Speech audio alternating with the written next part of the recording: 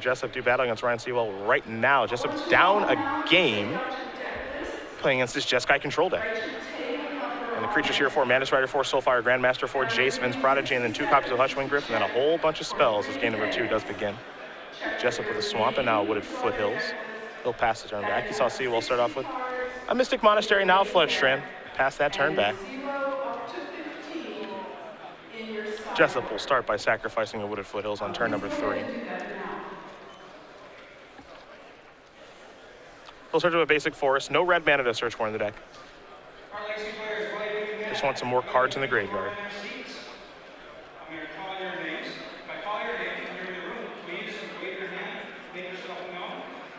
There's a land we'll waste. Jessup will take a point, play a copy of Death Mist Raptor. That'll resolve. Haven't seen a lot of Death Mist Raptors this weekend.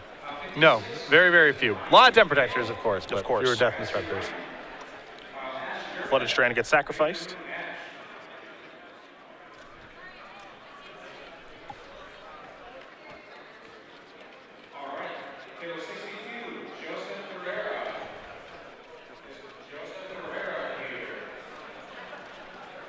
An island of plains. And there's Mantis Rider.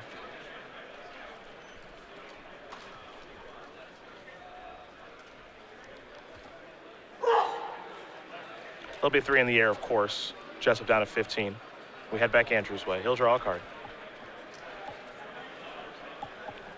Ryan with a much more burn-heavy take on this deck than we typically see.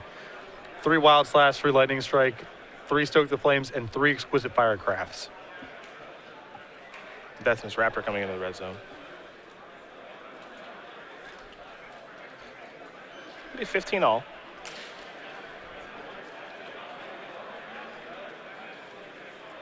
Land number waste is land number 4 here for Jessup. Okay, judges, legacy judges, please begin to collect death. And now another copy of Death Mist Raptor. Jessup will have to pay 1 to cast that, so now he's down to 14. Jessup will be heading back to Seawell's way in just a moment. Taking 3 points of damage off of his lands thus far and was unable to kill a Mantis Rider. And with the amount of burn that's in Ryan's deck, that's a really bad sign. Yeah, it's not good news. 2 hits and then a flurry of burn spells could be all that it takes here. Floater Strand will be sacrificed here by Seawell. He'll go down to 14. The good news here for Andrew is that Ryan is without double red, which makes casting Stoke a little bit harder, although he has access to a Mantis Rider. It means that Exquisite Firecraft is off the table as well. For now.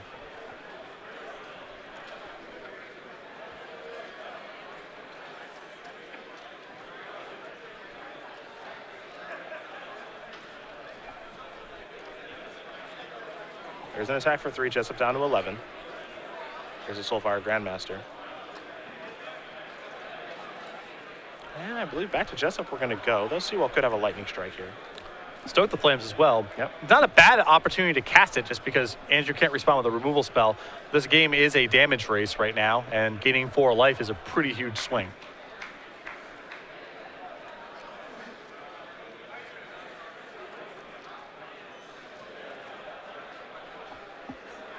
Is it time for the beatdowns? It appears that it is.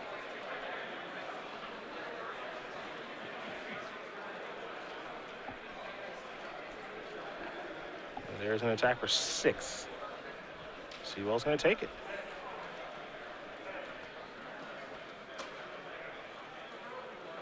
He's going to go down to 8. And Jessup will take the lead. Let's see what the follow-up is here.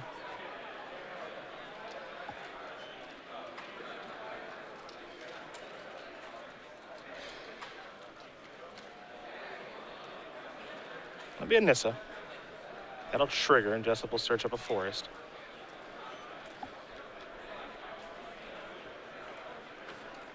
Very Borderland-esque this game. Borderland Ranger-esque, excuse me, this game. Be surprised if we got to a stage where we're flipping it here. I would be surprised. We're definitely in a racing game. I don't know how much longer this game is going to go.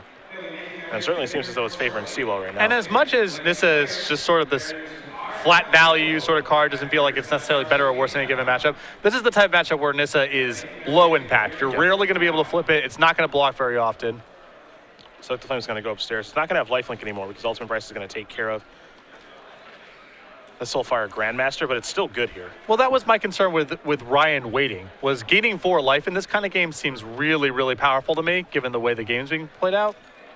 Yeah, well, the second Stoke is going to make things really easy here for Seawell. He's going to get the job done over Andrew Jessup, 2-0.